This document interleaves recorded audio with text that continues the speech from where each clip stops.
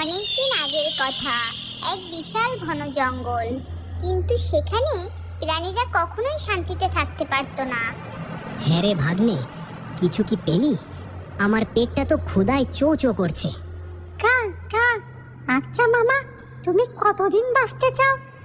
সেটা বলতে পারছি না, কিন্তু এখনই ওই সাদা হায়নাদের পেটে যেতে চাচ্ছি না। সেই জঙ্গলের গভীরে এক অন্ধকার গুহায় বাস করত তিনটি ভয়ঙ্কর হায়না।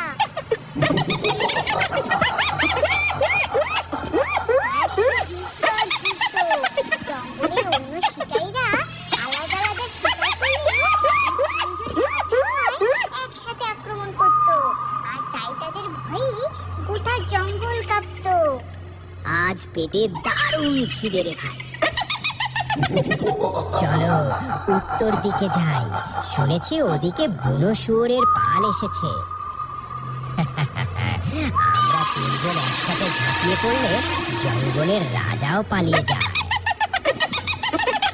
তাদের এই একটার ভয়ে জঙ্গলের সবচেয়ে শক্তিশালী প্রাণীরাও তাদেরকে এড়িয়ে চলতো।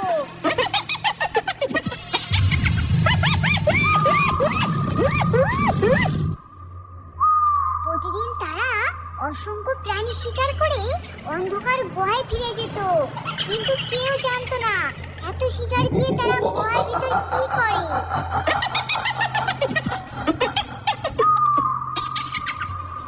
জঙ্গলের অন্য প্রান্তে ছোট্ট এক গুহায় থাকতো এক বুদ্ধিমতী মা হাঁস আর তার দুই ছানা। শোনো শোনো বাবারা, বাইরে গেলে চোখ কান খোলা রাখবে। মনে রেখো, শক্তির চেয়ে বুদ্ধি সবচেয়ে বড় অস্ত্র। তাই শক্তি কম হলেও সৃষ্টিকর্তা আমাদের বুদ্ধি দিয়েছেন বাবু। সেই বুদ্ধি কাজে লাগাতে জানলে সবচেয়ে বড় বিপদ থেকেও বাঁচা যায়। মনে রেখো, দুনিয়ার সবচেয়ে শক্তিশালী প্রাণীও কখনো কখনো বুদ্ধির কাছে হার মানে। একদিন মা হাঁস খাবার খুঁজতে বাইরে গেলে ছানারা মায়ের নিষেধ ভুলে খেলতে খেলতে দূরে চলে যায়।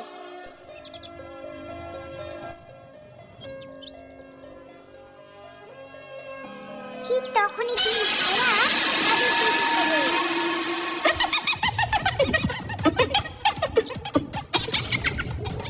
আরে কি সুন্দর দুটো তুলতুলে হাঁসের ছানা, আজ রাজভোগ হবে।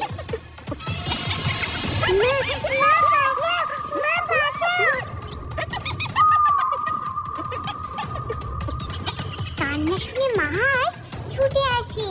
ছানাদের বাঁচাতে সে নিজের জীবন বিপদে ফেলে সোজা হায়রাদের সামনে চলে যায়। ওরে বাজে হায়রার দল, সাহস থাকে তো আমাকে ধরে দেখা। ছোট বাচ্চাদের উপর বাহাদুরি দেখাচ্ছিস? আরে এই দেখি মা হাঁস নিজেই ধরা দিতে এসেছে। চলো আগে একেই ধরি, তারপর ছানাদের দেখব।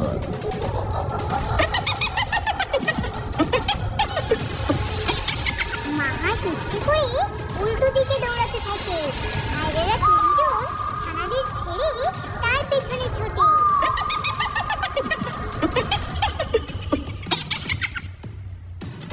অনেকক্ষণ ধাওয়া খেয়ে মা হাঁস একটা সরু গর্তে ঢুকে পড়ে, যেখানে হায়রাদের মুখ ঢোকে না। উফ, ফসকে গেল। বেটা হাঁস, আজ গর্তে ঢুকেছিস, কাল তো বেরোবি, তখন দেখাবো কত ধানে কত চাল। ততক্ষণে ছানারা নিরাপদে গুহায় ফিরে গেছে।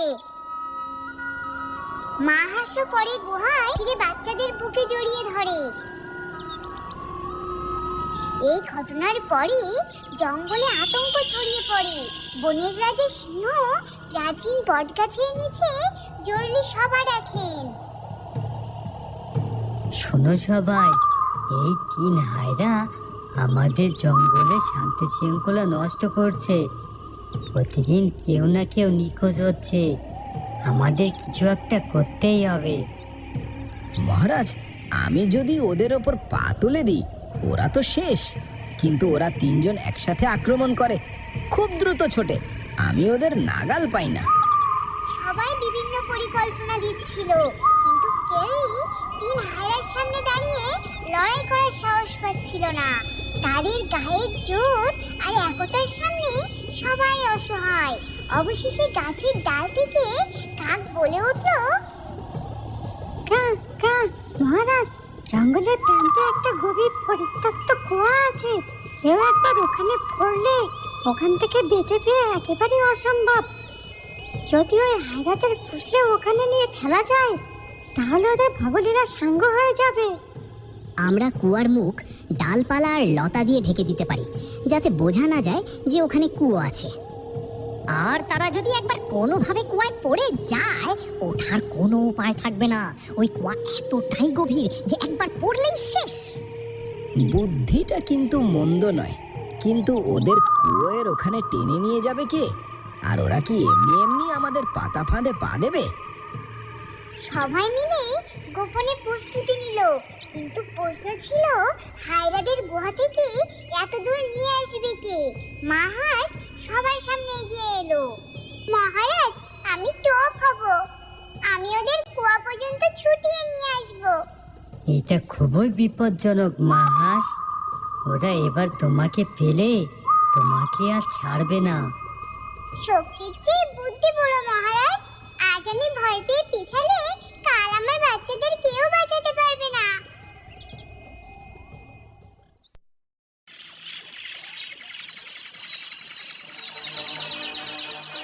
পরদিন সকালে মাহাস তিন হায়রার গুহার সামনে গিয়ে জোরে জোরে ডাকতে লাগলো,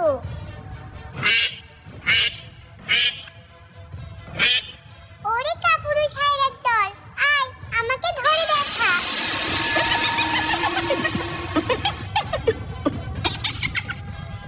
আজ আর গর্তে লুকাতে দেব না।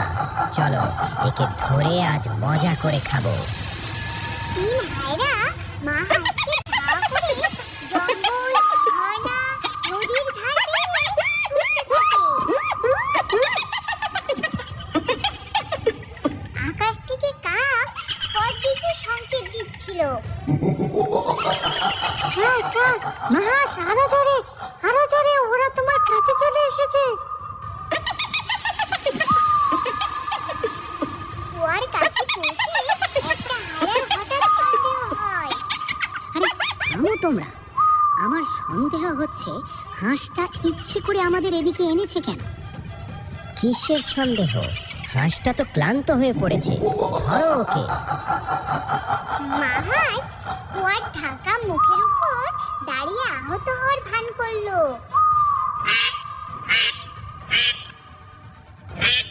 ওরে বাবা, আমার পা বুঝি ভেঙে গেল, আর দৌড়াতে পারছি না। এবার কোথায় যাবি? চলো একসাথে ঝাঁপিয়ে পড়ি। তিন হায়রা একসাথে ঝাঁপিয়ে পড়লো, আর শেষ মুহূর্তে মাহা সরে সরে গেল। তারা সোজা কুয়ার ঢাকনা ভেঙে গভীর কুয়ায় পড়ে গেল। কাক কাক, হাতি ভাই তাড়াতাড়ি এসো, তাড়াতাড়ি এসো। হাতি আগে থেকে অপেক্ষায় ছিল। সে দৌড়ে এসে বিশাল পাথর গড়িয়ে কুয়ার মুখ বন্ধ করে দিল। জঙ্গলে আনন্দের বন্যা বয়ে গেল। বহু বছরে ভয়ের অবসান হলো। কিন্তু এই আনন্দ বেশি দিন টিকলো না। সেই রাত থেকে নতুন রহস্য শুরু হলো। প্রতি রাতে একটি করে প্রাণী নিখোঁজ হতে লাগলো, আর সকালে পাওয়া যেত বিশাল থাবার দাগ। তিন হায়রার চেয়েও বড়। জঙ্গলে আবার আতঙ্ক ফিরে এলো। তিন হায়রা তো মারা গেছে, আমরা তো নিজের চোখে দেখেছি। তাহলে এই শিকার কে করছে? মহারাজ, হয়তো কুয়ো থেকে ওদের আত্মা বেরিয়েছে আর ভূত হয়ে ফিরে এসেছে। রাতেই পাহারায় বসানো হলো পেঁচাকে। গভীর রাতে পেঁচা দেখলো পুরানো গুহা থেকে এক বিশাল ভয়ঙ্কর প্রাণী বেরিয়ে আসছে। হায়রার মতো দেখতে, কিন্তু আকারে অনেক বড়।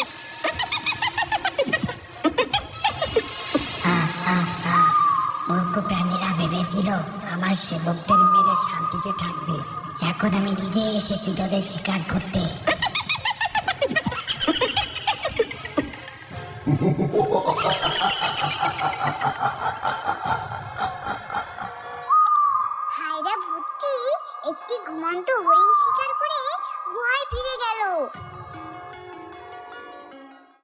পরদিন পেঁচা সব ঘটনা সিংহকে জানালো। জঙ্গলের প্রাণীরা ভয়ে স্তব্ধ হয়ে গেল। অবশেষে বৃদ্ধ শকুন তান্ত্রিককে ডেকে আনা হলো। শোনো সিংহ মহারাজ, ওই গুহায় বহু বছর ধরে এক ভয়ঙ্কর হায়রা ভূত বাস করছে। ওই 3 হায়রা ছিল তার অনুগত সেবক, আর তারা তাদের শিকারের একটা বড় অংশ ওই হায়রা ভূতকে দিত। আর এখন সে সেবকরা মারা যাওয়ায় তার খাওয়াও বন্ধ হয়ে গিয়েছে, তাই সে এখন নিজেই শিকারে বের হয়েছে। তাহলে একে কিভাবে আনানো যাবে? রাতের অন্ধকারে ও অজেয়, কিন্তু দিনের আলোয় ওর কালো শক্তি কমে যায়, তাই ও দিনে গুহা থেকে বের হয় না। ওকে দিনের আলোতেই বাইরে আনতে হবে, তবেই ওকে বিনাশ করা যাবে। কিন্তু ও তো দিনে বের হবে না, তাহলে তাকে বাইরে কিভাবে আনবো? তখন কাক বলল, মহারাজ, আমি কালকে গ্রামের দিকে গিয়েছিলাম। তখন এক গ্রামের পূজারী গ্রামের লোকেদের বলছিল যে নাকি কয়েকদিনের মধ্যে সূর্যগ্রহণ। বাহ, এটাই আমাদের মোক্ষম সুযোগ। সূর্যগ্রহণের সময় দিনের বেলাতেই অন্ধকার নেমে আসবে। হায়দ্রাবাদ ভাববে রাত হয়ে গিয়েছে, তাই সে ভুল করে বের হবেই। তখন আমরা ওর গায়ে পবিত্র জল ছিটিয়ে ওর কালো শক্তি শেষ করে দেব। তবে এর জন্য একজন সাহসী টোপ দরকার। মাহাস আবার এগিয়ে এলো। তান্ত্রিক দাদু, আমি তৈরি। আমার বাচ্চাদের আর এই জঙ্গলের শান্তির জন্য আমি আবার টোপ হব। শোনো হাস, তুমি মরার ভান করে শুয়ে থাকবে। ঈগল, তুমি গাছের উপরে পবিত্র জল নিয়ে অপেক্ষা করবে। সূর্যগ্রহণের সেই দিন এলো। ধীরে ধীরে অন্ধকার হয়ে গেল। দিনের বেলাতেই যেন গভীর রাত। গাছের নিচে মাহাস মরার ভান করে শুয়ে রইল। হে সৃষ্টিকর্তা, আমাকে শক্তি দাও, আমার বাচ্চাদের রক্ষা করো। ঠিক তখনই পুরানো গুহা থেকে সাদা হায়রা ভূত বেরিয়ে এলো। চারদিকে অন্ধকার দেখে সে ভাবলো রাত হয়ে গেছে।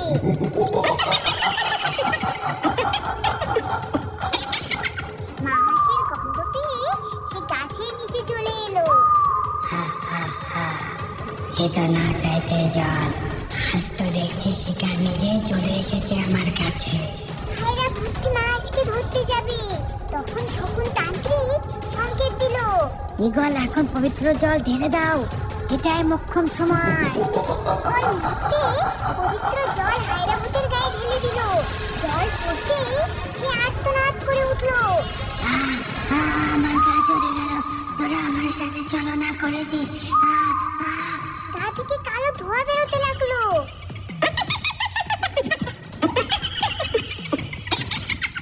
যন্ত্রণায় ছটফট করতে করতে সে মাছকে আক্রমণ করতে গেল।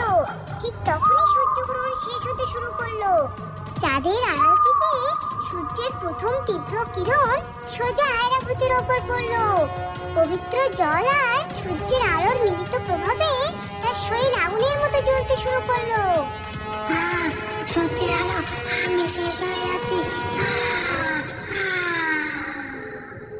বিকট আর্তনাদ করে সাদা হায়রাভূত সেখানেই পুড়ে ছাই হয়ে গেল। তার কালো শক্তি চিরতরে শেষ হলো।